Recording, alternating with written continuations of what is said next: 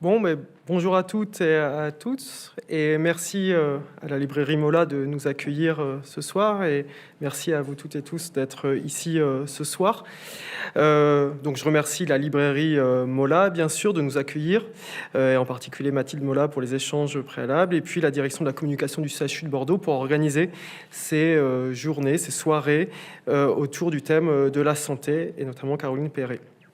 Donc aujourd'hui, on va vous parler dans cette salle pour laquelle moi je suis assez impressionné parce qu'il y a l'esprit de plein d'auteurs, d'écrivains qui est ici. On va parler de santé et on va parler d'apnée du sommeil.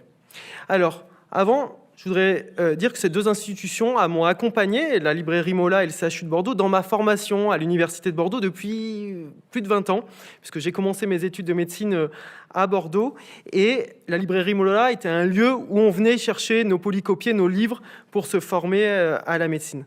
Ensuite, je suis allé me former à Marseille, à la psychiatrie, puis à l'électrophysiologie. On va voir l'importance par rapport aux apnées du sommeil. Puis je suis revenu à Bordeaux pour la médecine du sommeil, où j'ai un poste de maître de conférence en physiologie dans le service du professeur Philippe. Alors, où on travaille ? Avant de voir le thème des apnées du sommeil, je vous propose de voir d'où je vous parle. Et en fait, je vous parle du 13e étage du CHU de Bordeaux. Au Tripode, au 13e étage, proche des étoiles et des nuages, il y a un service de médecine du sommeil. Alors, ce que je vais vous proposer, c'est de découvrir ce service, de vous ouvrir les portes de ce service.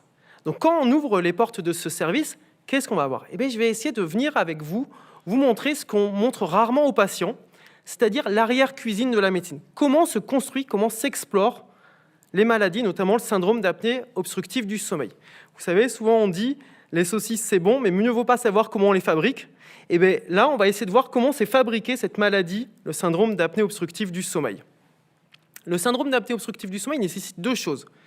Il nécessite d'avoir un lieu de consultation pour évaluer la journée, comment les plaintes se révèlent dans la journée, et il nécessite un lieu d'enregistrement pour les nuits, pour voir comment le cerveau se comporte la nuit. Et donc, avec des électrodes branchées sur la tête des sujets, on peut explorer le sommeil et plein de paramètres physiologiques, et c'est notre travail d'essayer d'interpréter ces tracés du sommeil, de les mettre en relation avec les plaintes des sujets. Et donc c'est pour ça que sur cette photo, on voit à la fois l'enregistrement de nuit et à la fois le dossier du patient, parce que c'est un élément essentiel dans un service universitaire de médecine du sommeil. Ce n'est pas simplement d'explorer votre sommeil, c'est de le mettre en relation avec les plaintes du sommeil. Alors, avant de débuter, mes liens d'intérêt. Dans les apnées du sommeil, il y a beaucoup de prestataires de santé à domicile, donc Vitalair, Bastille, Domer, SOS Oxygène, Avad sont mes liens d'intérêt. Certains prestataires sont là dans la salle, et en fait, c'est ceux qui viennent me voir après pour me dire que c'est génial, quel que soit ce que j'aurais dit, quoi. Il y a l'industrie des dispositifs médicaux, Somnomed, Respect, je n'ai pas de lien d'intérêt avec Philips, on pourra en discuter, et l'industrie pharmaceutique. Alors, le syndrome d'apnée obstructive du sommeil, mal du siècle. Alors, les apnées du sommeil, c'est une histoire récente. La médecine du sommeil est une histoire récente, qui a moins de 50 ans, et les apnées du sommeil également.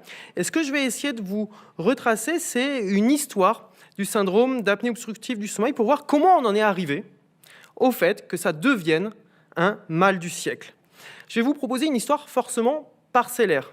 Je ne suis pas historien de la médecine. Il y a des historiens de la médecine qui ont parlé ici, et donc je ne suis pas historien de la médecine. Mais je vais vous proposer quand même une histoire pour essayer de voir comment mieux comprendre le syndrome d'apnée du sommeil et surtout mieux appréhender sa prise en charge et les traitements qu'on peut mettre en place pour aller mieux, pour améliorer son sommeil. Alors pourquoi ce mot mal de siècle ? Alors ça a été choisi un peu dans la communication, mais en fait je l'ai pris comme mot sérieux pour essayer de me dire mais c'est quoi le mal du siècle ? Alors je suis revenu, et puis le mal du siècle, bien sûr, c'est ce vague à l'âme très spécifique du romantisme au début du IIe siècle, où on voit là, le tableau célèbre de Friedrich, le voyageur contemplant une mer de nuages, en hauteur, dans ses idées et dans ses passions. Alors bien sûr, ça a débuté en fait avec Chateaubriand, qui préfigure en fait le romantisme dans René, où il décrit les premiers états d'âme autour de ce qui constituera le romantisme chez Musset. Dans la Confession d'un enfant du siècle, c'est là où va s'ancrer cette notion de mal du siècle, la confession d'un enfant du siècle.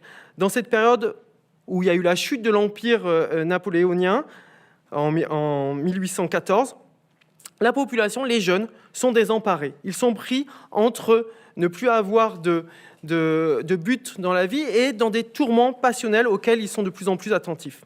Et ce que Musset nous met en avant, c'est que le romantisme est pris entre la désillusion, par exemple de l'amour, et la désillusion de la société, de l'institution politique. Et ces deux choses seront reliées.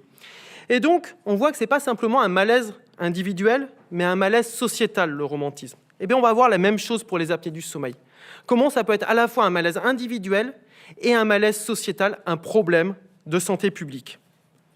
Alors, pour ça, on va partir d'une des citations extraites de ce livre, La Confession d'un enfant du siècle. Voilà dans quel chaos il fallut choisir alors. On est juste après la chute de l'Empire napoléonien. Voilà ce que se présentait à des enfants pleins de force et d'audace, fils de l'Empire et petits-fils de la Révolution. L'esprit du siècle, ange du crépuscule, qui n'est ni la nuit ni le jour. Alors, je vais vous proposer de voir les apnées du sommeil au travers de cette notion d'ange ou de démon du crépuscule entre la nuit et le jour. Alors, ce qui est étonnant avec le syndrome d'apnée obstructive du sommeil, c'est que ces apnées du sommeil, qui ont pourtant une description très claire, n'ont été abordées par la médecine que très récemment, il y a environ 50 ans. Et en fait, c'est probablement que justement ces apnées du sommeil, elles ont ce paradoxe d'être entre la nuit et le jour, comme l'étaient les romantiques. Donc on va essayer de voir ça.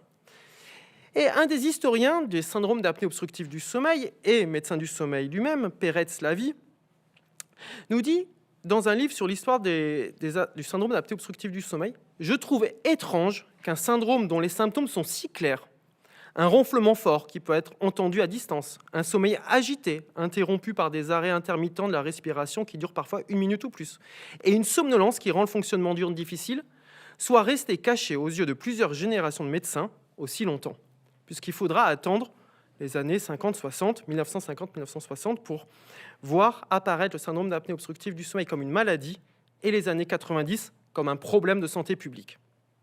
Alors, plutôt que de continuer sur la notion de romantisme et de mal du siècle, je vais vous proposer de passer du mal du siècle à un voyage dans les siècles, de voir comment s'est construit ce syndrome d'apnée obstructive du sommeil dans un voyage dans les siècles du 19e, 20e jusqu'au 21e siècle, autour de 3 figures hétéroclites, Charles Dickens, Henri Gastaud et Barack Obama. Alors là, on fait un peu de l'oulipo, donc on place ces 3 figures, et maintenant, je vais vous raconter une histoire pour comprendre le syndrome d'apnée obstructive du sommeil autour de ces 3 figures. Commençons par le 19e siècle. Charles Dickens. Alors, avec Charles Dickens, on sort du romantisme, l'époque victorienne arrive, et on est dans une époque où on passe de la poésie au roman. Avec Charles Dickens, on arrive à une époque où les choses sont beaucoup plus structurées, il y a de nombreuses innovations. Charles Darwin publie de l'évolution des espèces. Il y a beaucoup d'évolutions technologiques et médicales.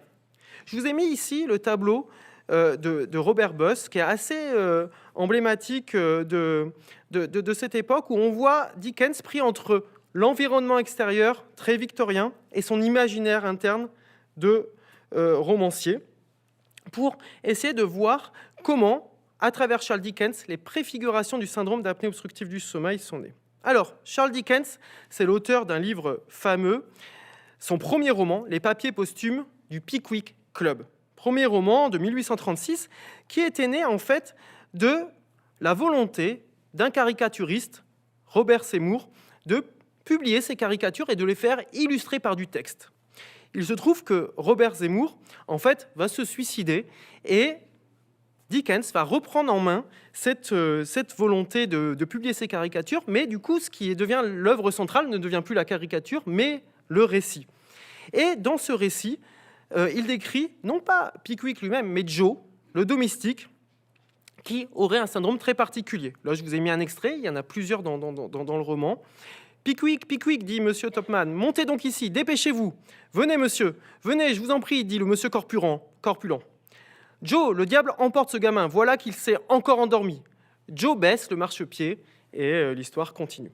Alors, je vous ai parlé des caricaturistes parce que dans ce livre, c'est la naissance du roman illustré, en fait, avec Dickens. Et donc, c'est important à la fois le texte et l'illustration. Et qu'est-ce qu'on voit dans l'illustration ? On voit ce Joe, là illustré par Robert Seymour, assis là-haut en train de somnoler, la bouche ouverte, très probablement en train de ronfler. Quand quand Robert Seymour, wow là, quand Robert Seymour est décédé, c'est Ablott Brown qui a pris la suite de l'illustration, et il s'appelait Phys, en l'hommage à ce terme de physionomie. Il disait, avec la physionomie, je peux capter le caractère des personnages. Et donc, on voit là un autre Joe, et puis Thomas Nast aux États-Unis, quand il a illustré également pour les États-Unis, d'autres illustrations. Qu'est-ce qu'on voit de commun? On voit qu'à la fois l'art de l'écrivain Pickwick, qui va pouvoir décrire cliniquement la symptomatologie de Joe, et à la fois l'art du caricaturiste va nous dire des choses cliniquement très importantes. Dans l'art du caricaturiste, vous voyez que c'est à chaque fois cette bouche ouverte du ronflement. La respiration par le nez ne se fait pas. Et c'est un élément central. À la même période, les médecins s'intéressaient à ça dans le souffle de la vie. George Catlin nous disait « ferme ta bouche et sauve ta vie ». Et il mettait des illustrations également qui ressemblent à celles qu'on voit dans les Pickwick Papers, où on voit la bouche ouverte et il dit « il vaut mieux être à droite qu'à gauche ». Encore une fois, sur cette figure, il vaut mieux être la bouche fermée et respirer par le nez qu'à gauche, en faisant hommage à la Genèse. L'Éternel Dieu forma l'homme de la poussière de la terre, il souffla dans ses narines un souffle de vie, l'homme devient un être vivant. Alors il souffle dans les narines, pas dans la bouche, d'où l'importance de la respiration nasale. Mais on voit les deux choses importantes. Cliniquement, la description de Pickwick, la somnolence. Physionomiquement, la description de Seymour et des autres caricaturistes, ce fait de ne pas pouvoir respirer par le nez, la bouche ouverte et les ronflements. Et donc c'est important cette époque victorienne, parce que Delphine Cadwallader, qui est spécialiste de la médecine narrative, et qu'on fait venir à Bordeaux notamment pour nous parler de ces aspects-là, a montré comment les médecins ont repris à leur compte, dans leur tableau clinique, des descriptions de Dickens. C'est à ce moment-là où se passe en fait un élément important. La médecine s'approprie l'aspect mécanistique des romans de l'époque. Il voulait asseoir la pratique clinique dans l'imaginaire des Victoriens. Et en fait, c'est exactement ce qui se passe pour le syndrome d'apnée obstructive du sommeil. Il y a une réappropriation par les médecins de la description clinique de Pickwick. Alors, cette réappropriation, elle se passe où? Eh bien, elle se passe à la Royal Society of Medicine, le lieu emblématique de la médecine anglaise. Alors, ça s'appelait avant la Clinical Society of London. Il y a une évolution des différentes sociétés, mais désormais, c'est la Royal Society of Medicine. Et Richard Caton, que nous, on connaît en électrophysiologie parce que c'est le premier à avoir l'idée que dans le cerveau, il y avait de l'électricité. Alors, il craniatomisait des chiens, des chats, donc on enlève le crâne, il collait des électrodes sur la tête et il voyait qu'il y avait de l'électricité. Mais Richard Caton, c'était également un médecin attentif au vécu des patients. Et il décrit en 1889 ce premier cas clinique où il y a tout. Mais on verra qu'il faudra plus de 100 ans pour que ce tout prenne du sens pour la médecine. Le patient, S, âgé de 37 ans, a été admis dans mes services de Liverpool Royal Infirmary le 12 janvier 1888, se plaignant d'une somnolence intense. Lorsqu'il dormait profondément, la traduction est de moi, c'est en anglais habituellement. Lorsqu'il dormait profondément, on observait un état très particulier de la glotte, une fermeture spasmodique suspendant entièrement la respiration, ici au fond de la gorge. Le thorax et l'abdomen semblant se soulever par des contractions infructueuses des muscles inspiratoires et expiratoires, leur effort augmentant en violence pendant environ 1 minute ou 1 minute et demie, la peau devenant de plus en plus cyanosée. Il n'y a plus d'oxygène, parce qu'on lutte contre l'obstacle de la glotte. Jusqu'à ce que, enfin, lorsque l'état du spectateur était le plus alarmant, l'obstruction glottique cède. Une série de longues inspirations et des expirations s'ensuivent et la cyanose disparaît. L'infirmière de nuit déclare que ces attaques se poursuivent toute la nuit. Le patient les ignore lui-même, à l'exception de ce que les autres lui disent. Sa femme déclare qu'ils se sont produits avec une fréquence variable depuis quelques années. J'ai encore rien trouvé dans la littérature médicale qui jette beaucoup de lumière sur ces cas. Et comme le patient est susceptible de revenir entre mes mains, je serais très reconnaissant si un membre de cette société pouvait me donner des conseils en matière de diagnostic ou de traitement. Alors, il avait appelé ce cas clinique un cas clinique de narcolepsie parce que quelques années avant, il avait été décrit par Gélineau les cas de narcolepsie. Mais en fait, ce n'était pas un cas de narcolepsie. Et il ne savait pas devant quoi il était. Et par contre, le président de la Clinical Society of London, dans la discussion qui suit cet échange, décrira la similitude avec Joe dans les Pickwick Papers. Voyez ? Et donc là, on voit en 1889 l'appropriation par le monde médical de Joe comme la possibilité d'un syndrome, d'une maladie auquel va falloir porter un regard médical. Donc tous les éléments sont là, mais il va falloir faire autre chose pour pouvoir définir cette maladie. Comprendre les mécanismes et évaluer son enjeu de santé publique. Et ça, on va le voir au XXe siècle. Donc passons au XXe siècle. Avec la figure d'Henri Gastaut. Alors pourquoi je vous ai mis une tête réduite, une sonde SAS, en parlant d'Henri Gastaut? Henri Gastaut, c'est un professeur de neurologie qui a été un des fondateurs de la neurophysiologie clinique en France. Il est à Marseille. Et en fait, il faisait la collection des têtes réduites. Et cette collection de têtes réduites, il a offerte au musée d'art africain et d'Océanie amérindienne qu'on peut visiter à la Vieille Charité à Marseille. Je vous ai mis un certain nombre de ces crânes réduits et de ces têtes réduites qu'on peut voir à la Vieille Charité. Je sais que une de personnes avec qui je travaille à l'hôpital va voir ces têtes comme vraiment inspirantes. Mais pourquoi je vous parle de ça? Parce qu'en fait, ces Indiens Jivaro, quand ils allaient réduire la tête, ce qu'ils voulaient, c'était enfermer l'esprit de l'ennemi dans la tête pour se prémunir de sa vengeance et surtout s'approprier sa force. Et ce que je vais vous montrer, c'est qu'en fait, les neurophysiologistes et les neurologues ont joué ce rôle avec les pneumologues. Ils ont réduit l'esprit des pneumologues dans la tête. Ça veut dire quoi? Ça veut dire que ce qui va être très important pour comprendre le syndrome d'apnée obstructive du sommeil, ça va être de regarder ce qui se passe dans la tête pendant que les sujets dorment. Ce qui se passe dans la tête pendant que les sujets dorment. Et donc, ça, c'est très important parce que les neurologues et les neuropsychiatres vont avoir un rôle important pour définir les mécanismes de la maladie. Comment ça s'est passé? Ça s'est passé à partir d'un élément important qui est de renverser des représentations qu'on avait jusque dans les années 50. Jusque dans les années 50, on pensait que le sommeil ne servait à rien. C'était simplement un moment de repos. L'idée que Hypnos est le frère jumeau de Thanatos.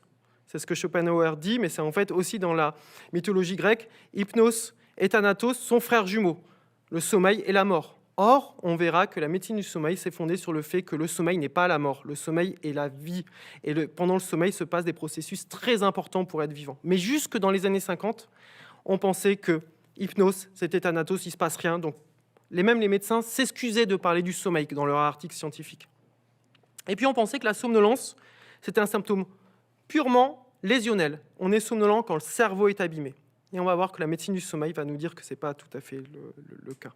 Et donc, il va falloir que les neurologues, et notamment Henri Gastaut, va nous permettre de renverser ça, d'aller au-delà de ces a priori. Alors, comment ça s'est passé? Première étape, depuis 1889 et Catton, on n'a pas trop reparlé du syndrome de Pickwick, de ce syndrome-là. Il faudra attendre 1956, avec l'article fameux de Borwell, qui va nous décrire, aux États-Unis, un syndrome particulier de somnolence diurne excessive chez un sujet obèse, qu'il appellera le syndrome de Pickwick. Il fait rentrer, Borwell, le syndrome de Pickwick dans la littérature médicale, réellement, dans la publication scientifique. Et il utilise une des illustrations de Thomas Nast dans son papier. Mais ces pneumologues font fausse route. Ils vont aller chercher comme cause de ce syndrome de Pickwick la toxicité du CO2 sur les centres neurologiques et respiratoires. Je vous ai mis une molécule de CO2. Tout leur enjeu va être de montrer que si ces sujets sont somnolents, c'est que quelque chose de la respiration qui ne va pas altère les centres neurologiques de l'éveil. Le CO2 est toxique et ces malades seraient somnolents parce qu'ils seraient intoxiqués par le CO2. Ils sont persuadés de ça, les pneumologues. Au point que même les physiologistes pneumologues ils vont commencer à essayer d'explorer ce syndrome en collant des électrodes partout. Et en 1962, il y a la première polygraphie, c'est-à-dire enregistrement avec plein de canaux de ce qui se passe dans le corps des sujets. Mais ils sont tellement persuadés qu'ils continuent à regarder ce qui est sous leurs yeux, ce que Catton avait pourtant bien décrit, c'est la glotte. Il va continuer à regarder ça comme le fait que le CO2 est toxique, jusqu'à dire qu'en fait, les sujets s'endorment plus de 200 fois par jour. Que le problème, en fait, c'est qu'ils s'endorment la journée du fait de la toxicité du CO2. 3 ans après, les Allemands, Jung et Kulo, continuent à faire ces enregistrements, mais là, ils commencent à avoir une intuition. Et si on faisait les enregistrements la nuit, pendant que les sujets dorment? Et là, ils commencent à se rendre compte qu'en fait, ces sujets qui s'endorment la journée, en fait, sont des sujets qui se réveillent quand ils dorment. On commence à voir la problématique du syndrome d'apnée obstructive du sommeil. Mais, tellement aveuglés par le CO2, ils continuent à dire que si ces sujets se réveillent la nuit, c'est parce qu'il y a le taux de CO2 qui augmente et que c'est toxique. Alors, qu'est-ce qu'il faut pour avancer sur ça? Il faut une station de ski. Les médecins ils peuvent se retrouver dans les sociétés anglaises, comme la Royal Society of Medicine de Londres, mais c'est très important qu'ils se retrouvent aussi dans des congrès où ils peuvent faire du ski. Pourquoi ? Parce qu'ils se retrouvent entre eux, ils discutent, et ils peuvent créer et avoir des intuitions pour aller explorer de nouvelles contrées en recherche. Et au Ski Research Symposium d'Oberstdorf, en 1964, il y a un jeune médecin qui étudiait plutôt l'épileptologie, qui vient de Marseille, Henri Gastaud, et qui écoute les présentations, notamment de Jung et Coulot. Et là, il a l'idée, en rentrant à Marseille, d'aller coller des électrodes sur la tête de certains de ses patients. Et 1964, il est dans sa station de ski avec ses autres collègues. Il a l'intuition, il revient à Marseille, et là, il va faire une étude de patients qui ont un syndrome de Pickwick. Et il propose un article humble. Étude polysomnographique des manifestations épisodiques du syndrome de Pickwick. Il va proposer des retouches. Je propose quelques retouches au tableau sémiologique et surtout pour fournir une explication supplémentaire aux mécanismes physiopathogéniques du syndrome de Pickwick. En fait, ces retouches, c'est un renversement complet. Mais il le présente comme une retouche pour que ça soit accepté par ses collègues. Qu'est-ce qu'il fait, cet Henri Gastaud ? Il va faire une polygraphie la nuit, il va faire 2 éléments importants. D'une part, il va regarder la respiration, pas uniquement de voir comment les muscles fonctionnent, mais en séparant la respiration qui passe par le nez des efforts respiratoires. Donc il va distinguer la respiration des efforts respiratoires. Et ainsi, il va distinguer le fait que les apnées obstructives n'ont pas d'atteinte des centres respiratoires. Il n'y a pas d'atteinte toxique du CO2 sur les centres respiratoires. C'est ici que se passe le problème. Et il va le prouver en mettant une canule de maillot, juste en tenant la langue, il va voir que les patients dorment mieux. Donc, Henri Gastaud va vraiment bouleverser les choses en montrant que, en fait, le problème, c'est qu'on se réveille la nuit parce qu'il y a une obstruction au niveau de la glotte. Alors, Catton l'avait décrit en 1889. Mais là, il va être le premier à le réintégrer et à l'expliquer physiopathologiquement, puisqu'il va dire que du fait que la langue chute, ça s'appelle une apnée obstructive. C'est lui qui va créer la notion d'apnée obstructive. Et ça réveille le cerveau. Et dans les années 60, il commence à avoir les études sur le cerveau et sur le fait que quand le cerveau est haché, quand il n'est pas continu, c'est pas bon pour l'éveil. Et donc, il pourra avoir de la somnolence. Ce n'est pas le CO2 qui est toxique. Ça serait peut-être ce fait que ce sommeil est haché. Alors, Henri Gastaud, il va continuer sa carrière sur les épilepsies, mais cet article a quand même un rôle fondateur. Comment ça va se continuer ? Ça va se continuer. Alors, après les stations de ski, les médecins, ils aiment bien aller, lors de leur congrès, au bord de la plage. Donc, il y a un congrès important, The Italian Resort of Rimini, en 1972. Alors là, en 1972, en 4-5 ans, il s'est passé plein de choses depuis les articles de Culot et depuis les articles d'Henri Gastaud. Il y a eu plein de recherches qui se sont faites, un peu éparpillées dans le monde. Mais les lieux de congrès sont importants pour que les gens discutent entre eux et fassent des synthèses. Et donc, dans ces congrès de Rimini, il y a Lugarezzi, un neurologue italien qui s'intéressait au mouvement périodique dans la nuit, qui se rend compte que la fragmentation du sommeil, c'est vraiment un élément de somnolence. Il confirme l'intuition d'Henri Gastaud, quand le sommeil est fragmenté, c'est pas bon pour l'éveil la journée. Il y a des articles qui sont présentés, il y a des publications scientifiques qui sont présentées lors de ce congrès entre le lien entre les apnées et la pression artérielle. Ils ont poussé des canules dans les artères et les veines pour voir que la tension se modifie lorsqu'il y a une apnée. Un risque cardiovasculaire commence à poindre. Et puis, il y a des gens qui se sont, amusés. Il y a des gens qui ont essayé de traiter des patients en faisant des trachéotomies. On montrait que des gens très somnolents, on les sauvait juste en faisant une trachéotomie. Et tout ça est synthétisé dans le bulletin de physiopathologie respiratoire de 1972 que j'ai récupéré, qui est en fait la trace historique la plus importante de la naissance du syndrome d'apnée obstructive du sommeil, car il y a tout ce qui est nécessaire pour comprendre comment le syndrome d'apnée obstructive du sommeil va être conceptualisé comme une vraie maladie dedans. Lors de ce congrès de Rimini, il y a un auteur très important qui va être là et qui va être vraiment stimulé par cette ambiance rimininienne. C'est bien sûr Christian Guilleminault, qui dans les années 70 avait essayé d'ouvrir un centre du sommeil à la Salpêtrière et qui avait, du fait de difficultés institutionnelles de mettre en place cette structure, a été recruté à Stanford. Il va devenir le pape de la médecine du sommeil et d'une certaine façon, on est les élèves tous de Guilleminault à Bordeaux, puisque la plupart de nos maîtres, et notamment Pierre-Philippe qui est ici, sont allés se former chez Guilleminault pour ramener sa conception de la médecine du sommeil et notamment du syndrome d'apnée obstructive du sommeil. Guilleminot, il va faire quelque chose de très fort. Il va faire la synthèse de tout ça. En fait, Guilleminot, c'est le vrai Indien Jivaro. C'est lui qui va inclure dans la tête réduite l'ensemble des connaissances qui viennent d'être faites pour s'approprier le pouvoir de la médecine du sommeil sur le syndrome d'apnée obstructive du sommeil. C'est l'Indien Jivaro. Il va publier en 1973 un article important sur les apnées du sommeil, un nouveau syndrome. En fait, il publie presque un copier-coller traduit de son article de 72 dans le bulletin de physiologie, ce qui normalement n'est pas très autorisé, mais il a fait ça. C'est-à-dire que quand vous lisez l'article de 72 qu'on peut récupérer, même les figures sont les mêmes, mais il va le publier dans Science, dans la plus grosse revue de médecine et de sciences au monde, c'est-à-dire celle qui a le plus d'impact. Et qu'est-ce qu'il dit quand il dit qu'il fait un nouveau syndrome? Il est osé. Là, c'est l'inverse d'Henri Gastaut, ce n'est pas des retouches. Là, il dit « je invente un nouveau syndrome ». Ce qu'il nous dit, c'est qu'en fait, il n'y a pas besoin de l'obésité. On peut avoir des obstructions pour d'autres paramètres que l'obésité. Ce n'est pas le CO2 qui propose de la toxicité. Il n'y a pas forcément de somnolence. Il peut avoir une plainte d'insomnie parce que le sommeil est haché. Et il montre là qu'en fait, le syndrome d'apnée obstructive du sommeil, c'est quelque chose qui a à voir avec la glotte, qui peut être obstrué par d'autres choses que l'obésité et qui altère le sommeil, que ce soit pour de la somnolence ou pour de l'insomnie. Donc vous voyez là, au XXe siècle, se crée, à partir de la description de Catton de 88, la définition d'une maladie basée sur une physiopathologie. Et ça, c'est le point important de Christian Guilleminot. Alors bien sûr, après, je ne vais pas m'étaler sur l'histoire, il y a plein de choses qui se passent à partir de 73, mais un élément important, bien sûr, c'est l'alternative à la trachéotomie, le traitement par PPC, pression positive continue, publié dans The Lancet, une deuxième très grosse revue de médecine, en 81, par Sullivan, qui invente la machine de PPC. Et vous voyez là, la première machine de PPC qu'il a produit, qu'il a appelée humblement la Sullivan. Il s'appelle Sullivan, il appelle la machine Sullivan. Et qui va avoir un effet quand même important, parce qu'on peut traiter les gens sans leur faire de trachéotomie, c'est-à-dire sans faire une lésion des voies aériennes supérieures ici. Donc on a un traitement, on a une maladie avec une physiopathologie, on a un traitement. Maintenant, est-ce que ça devient un mal du siècle? En fait, le mal du siècle, il est né en 93. 93, Terry Young.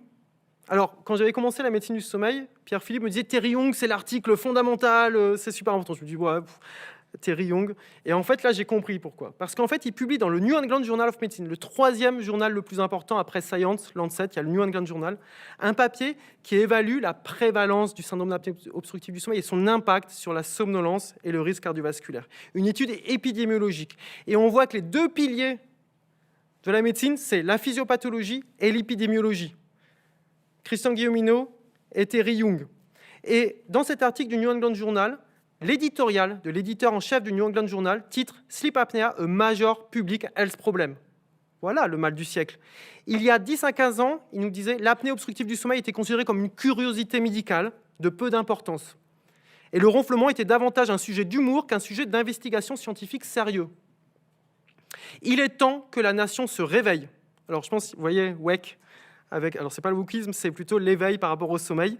Il est temps que la nation se réveille et prenne conscience de l'impact stupéfiant des troubles du sommeil sur la santé et le bien-être de notre société, un impact qui rivalise avec celui du tabagisme qui avait été identifié quelques années au préalable et que les médecins avaient réussi à conceptualiser comme un problème de santé publique au regard des grandes sociétés du tabac. Donc on voit là qu'on est face à un problème de santé publique qui est au même niveau que le problème du tabac, et c'est 93, c'est pas s'il y a longtemps que ça, quoi. Mes parents faisaient des études de santé qui n'avaient pas du tout abordé ces problèmes de mal du siècle. 93, j'avais 11 ans. Donc, le mal du siècle est né. Et donc, maintenant, comment on peut synthétiser ça? Tout ce que je vous ai dit, toute cette histoire, comment on peut la synthétiser? Je vous propose simplement une vidéo de 40 secondes qui, en fait, va résumer. Et c'est ça qui est intéressant. On voit comment, à un moment, quand tout se cristallise, ça devient évident. ASO. L'ASO est un trouble qui se produit lorsque la langue et les tissus mous se relâchent pendant le sommeil et obstruent entièrement les voies aériennes. L'air pur ne parvient donc pas à atteindre les poumons malgré des efforts de respiration. Sans air pur, le taux d'oxygène dans le sang diminue. Le cerveau détecte un problème et réveille le corps suffisamment longtemps pour que les voies aériennes se dégagent. La respiration est à nouveau régulière. Le taux d'oxygène dans le sang augmente. Mais ce cycle d'épisodes apnéiques peut se reproduire plusieurs fois par heure tout au long de la nuit. La discontinuité du sommeil peut augmenter les risques de maladies cardiovasculaires et de somnolence pendant la journée.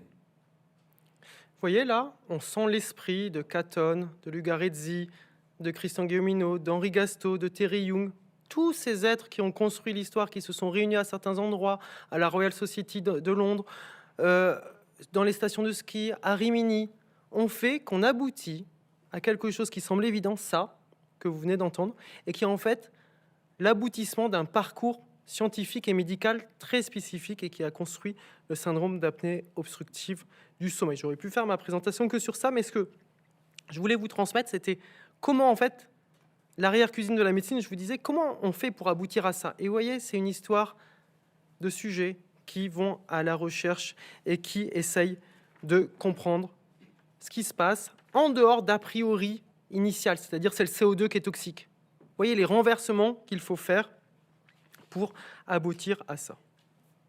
Alors, sur le quart d'heure qui nous reste, je vais vous synthétiser ça, vraiment d'un point de vue clinique, des choses qui peuvent être utiles pour vous. D'une part, qu'est-ce que la respiration?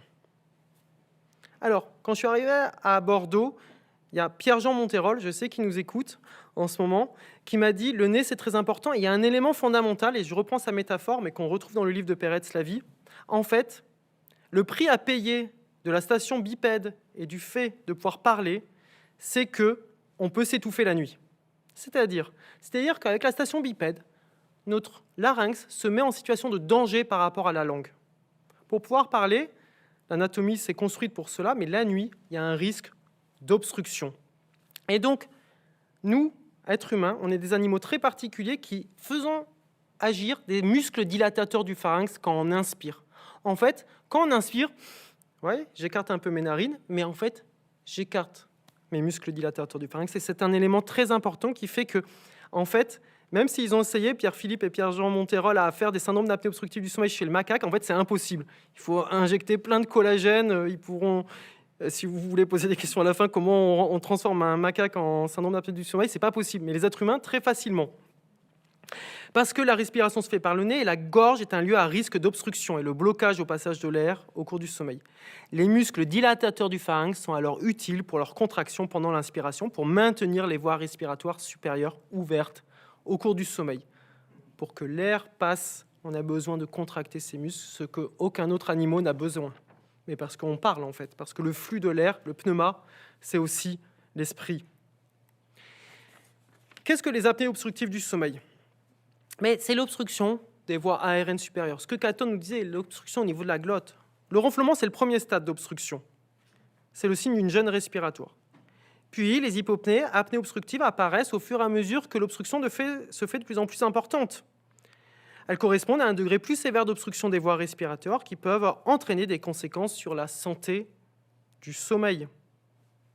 Vous voyez là, dans l'illustration, premier signe de gêne, ça se réduit un peu, ça se réduit encore un peu plus, il y a les hypopnées, et ça s'obstrue complètement, c'est l'apnée obstructive du sommeil. Qu'est-ce qui favorise ces apnées obstructives du sommeil? Plein de facteurs, c'est multifactoriel, qui peuvent s'accumuler pour conduire à la survenue des apnées et hypopnées obstructives pendant le sommeil. Des problèmes du contenant osseux, c'est ce qu'on voit avec la mandibule, du problème du contenu, ce qu'il y a dans cet espace osseux, avec les amygdales, mais également l'obésité. Quand on a de la graisse au niveau abdominal, on en a aussi au niveau pharyngé, rétrovélaire. Donc ça peut favoriser les apnées obstructives du sommeil. Et puis toute chose qui va agir sur les muscles dilatateurs du pharynx. Les benzodiazépines, par exemple, les produits qu'on peut prendre pour dormir, en fait, relâchent les muscles dilatateurs du pharynx. Les maladies psychiatriques, parce qu'on sait que quand on souffre d'un trouble de l'humeur, ça peut favoriser le fait que les muscles soient moins efficaces pour maintenir ouverts les voies aériennes supérieures. Quelles sont les complications? Les complications, c'est celles que vous avez eues dans l'histoire. Elles sont à la fois au niveau neurologique et cardiovasculaire. Au niveau neurologique, c'est la conséquence des micro-éveils tout au cours du sommeil qui vont favoriser la fatigue, la somnolence en journée, l'insomnie et les perturbations de l'humeur. Et au niveau cardiovasculaire, elle va participer, le syndrome d'apnée obstructive du sommeil, à des perturbations du métabolisme global. Quand on dort mal, on régule moins facilement sa physiologie. Le sommeil n'est pas thanatos. Le sommeil, c'est la vie, c'est très essentiel pour être en bonne santé la journée. Quand il y a un syndrome d'apnée obstructive du sommeil, ça peut impacter le cœur et ça participe à la survenue de complications cardiovasculaires telles que l'hypertension artérielle, les AVC ou l'infarctus du myocarde. Quelles sont les explorations? Alors, le médecin va évaluer, en fait, et c'est ça qui est important dans la médecine du sommeil, c'est pas simplement de vous faire un enregistrement, c'est d'évaluer tous ces facteurs favorisants. Toutes vos altérations du sommeil au regard de votre hygiène de sommeil, c'est-à-dire des comportements que vous avez par rapport à votre sommeil. Des questionnaires peuvent être utilisés pour mieux évaluer vos plaintes et la façon dont votre sommeil se produit chez vous. Et puis, évaluer vos risques de complications au niveau de la somnolence et au niveau du sommeil et au niveau cardiovasculaire. Et puis, une polygraphie ventilatoire nocturne, une polysomnographie pourra être demandée. C'est quoi ces termes barbares, polygraphie ventilatoire, polysomnographie? Je vous ai mis 2 illustrations, la polygraphie ventilatoire nocturne, la polysomnographie. Polysomnographie, il y a plus d'électrodes. Polygraphie ventilatoire, c'est de voir les paramètres respiratoires et les efforts respiratoires et l'impact sur le taux d'oxygène la nuit. Donc on voit au bout du doigt le capteur d'oxymétrie. La polysomnographie, c'est à peu près la même chose, mais en plus on regarde comment le cerveau dort la nuit. Et ces explorations, après, on les interprète, on les analyse au service de médecine du sommeil. Et qu'est-ce qu'on obtient? On obtient un index d'apnée-hypopnée, c'est-à-dire un nombre d'apnée-hypopnée par heure de sommeil. Et ça apporte une information supplémentaire à toute l'évaluation clinique qui est réalisée par le médecin pour évaluer la sévérité du syndrome d'apnée obstructive du sommeil. Alors, quels sont les traitements? Quels sont les traitements du syndrome d'apnée obstructive du sommeil? Le premier traitement, c'est l'hygiène du sommeil. Qu'on soit avec un syndrome d'apnée obstructive du sommeil ou pas, il faut prendre soin de son sommeil. L'hygiène de sommeil est le premier traitement de son sommeil. Et vous avez un des premiers ouvrages qui a été réalisé dans le service de médecine du sommeil par le professeur Philippe, Antifatigue, qui vous décrit comment on peut améliorer son sommeil. On ne va pas s'étaler dessus parce qu'en fait, vous pouvez aller voir le livre qui est disponible là-bas, après, mais également, vous pouvez réécouter la conférence que le professeur Philippe a fait au cours des soirées santé de Mola, disponible sur YouTube. Le deuxième élément pour traiter son sommeil, c'est de s'approprier les différents traitements que vous pouvez avoir. Et c'est un deuxième ouvrage auquel le service universitaire de médecine du sommeil a participé avec Dr Kelly Guichard et Meryl Manoukian. Faire face par soi au ronflement et aux apnées du sommeil. Parce que ce qui est important dans les traitements, c'est comme le petit prince face au renard. Il faut savoir adopter. Adopte-moi. Comment adopter ces traitements et le discours médical qu'il y a dessus, d'ailleurs, pour en faire un allié pour votre santé. Parce qu'il y a plein de traitements différents. Je vais les passer en revue, mais c'est pour qu'on puisse voir cette panoplie de traitements auxquels vous pouvez avoir à faire face. La perte de poids, bien sûr, c'est le traitement numéro 1. Et il y a plein de stratégies qui peuvent être utilisées pour perdre du poids. C'est un facteur qui est essentiel pour la santé globale, mais également pour la santé du sommeil. Bien sûr, la PPC, le traitement emblématique, la pression positive continue, c'est le traitement le plus efficace en cas de syndrome d'apnée obstructive du sommeil, notamment si son utilisation est supérieure à 4 heures par nuit. Et elle se fait par des prestataires de santé à domicile qui vous accompagnent tout au long du traitement pour la mettre en place à domicile. Il y a différents types de masques, et l'idée, c'est que le masque est relié à une machine. Je vous ai mis une machine qui est reliée à un masque pour maintenir une pression positive au niveau de la glotte, au niveau des voies aériennes supérieures, et respirer toute la nuit. Bien sûr, l'enjeu de la PPC, pour bien dormir, c'est d'apprivoiser sa PPC, comme le petit renard du Petit Prince. Comment s'approprier cette respiration si spécifique avec le masque? L'orthèse d'avancée mandibulaire est une alternative à la PPC. C'est un traitement recommandé en première intention dans le SAS modéré ou en deuxième intention dans le SAS sévère. Là, elle nécessite plein d'étapes de mise en place, avec un spécialiste de l'appareil mandibucateur, avec votre dentiste, avec le médecin du sommeil. Donc c'est un peu plus compliqué à mettre en place, mais ça peut être très utile. Il y a différents types d'orthèses d'avancée mandibulaire, mais l'idée, c'est qu'on avance un peu la mandibule la nuit. Donc on met 2 gouttières la nuit, et on la met que la nuit. L'OM, elle peut être très efficace pour positionner la mandibule en avant, mais elle marche d'autant mieux qu'on dort la bouche fermée. Le pneuma, il passe par le nez.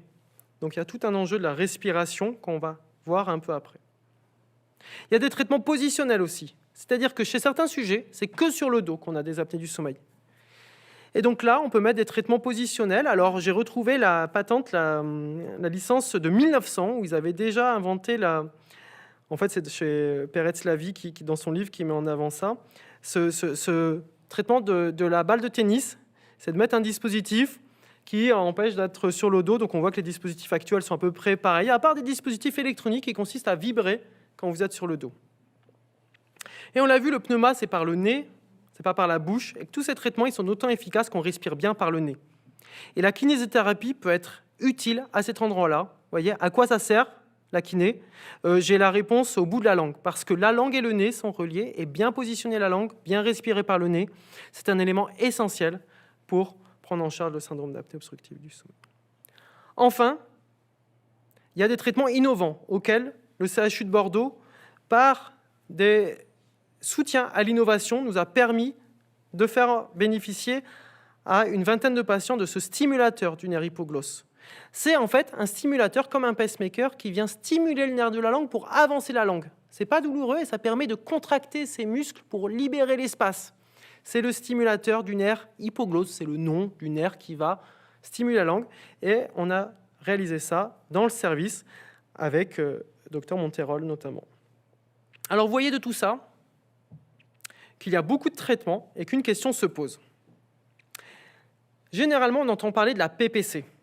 Et quand on parle de la pression positive continue, on regarde dessous tous ces traitements, il y a souvent l'idée que one size fits all, comme dans l'album de Frank Zappa. Ça veut dire à peu près taille unique. Mais il y a autre chose face à taille unique. Il y a not everyone fits the mold. Tout le monde ne rentre pas dans le moule. Et donc, une des questions qui se pose, c'est comment se repérer dans tous ces traitements. Chaque personne est unique, on ne rentre pas tous dans le monde, ce n'est pas taille unique quand on va chez Zara ou chez H&M, enfin où vous voulez. C'est généralement pas taille unique. Et pourtant, la PPC est parfois présentée comme le traitement taille unique. Et tout le monde ne rentre pas dans le moule. Et donc, il faut venir au XXIe siècle, avec Barack Obama. Barack, qui a fait un élément important en 2015, The Precision Medicine Initiative. Vous voyez en arrière, il a fait le plus gros programme financé publiquement de santé publique, justement, autour d'une santé personnalisée, c'est-à-dire adapter les soins médicaux à l'individu pour permettre une prévention, un traitement et des soins individualisés. Et ça, c'est un élément essentiel pour le syndrome d'apnée obstructive du sommeil, et c'est l'enjeu du XXIe siècle. Comment personnaliser le traitement pour se repérer dans cette forêt vierge des différents traitements, pour trouver le bon traitement qui vous convienne. Alors bien sûr, il y a l'enjeu des big data dans le syndrome d'apnée obstructive du sommeil. C'est quoi ça? C'est-à-dire qu'on va prendre plein de données avec les outils actuels de la médecine. On peut recueillir énormément de data. Big data, ça veut dire des données massives. Et grâce à ces données massives et des nouveaux modèles statistiques, on pourrait trouver des sous-groupes de sujets qui nécessitent tel type de traitement et personnaliser le traitement. On collabore notamment avec Jean-Luc Pépin à Grenoble sur ces aspects-là. Cet aspect de comment utiliser les données massives que la médecine moderne nous permet pour pouvoir avancer dans la qualité des soins qu'on propose chez les sujets avec un syndrome d'apnée obstructive du sommeil.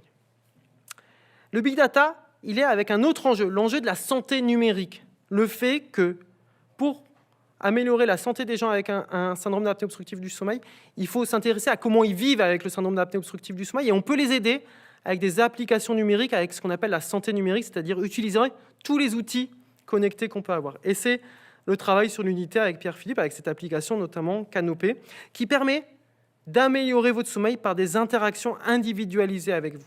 Enjeu du big data, enjeu de la santé numérique. Et tout ça, dans quel but? Dans le but de personnaliser les soins pour un objectif, bien dormir. Et c'est dans cette perspective-là que la médecine du sommeil s'est construite. Alors bien dormir, et j'en ai fini dans ma présentation, c'est important pour les adultes, c'est important également pour les enfants. Et le 18 mars prochain, c'est la 22e journée mondiale du sommeil. Et en France, on a pris l'initiative avec l'INSV, l'Institut national du sommeil et de la veille, de promouvoir la santé également des enfants. C'est un élément de neurodéveloppement très important, on n'en a pas parlé aujourd'hui, mais vous pourrez vous intéresser là, et le service de médecine du sommeil va participer à des communications Zoom sur la santé des enfants. Merci pour votre attention, et maintenant on peut échanger pour des questions et débattre avec vous.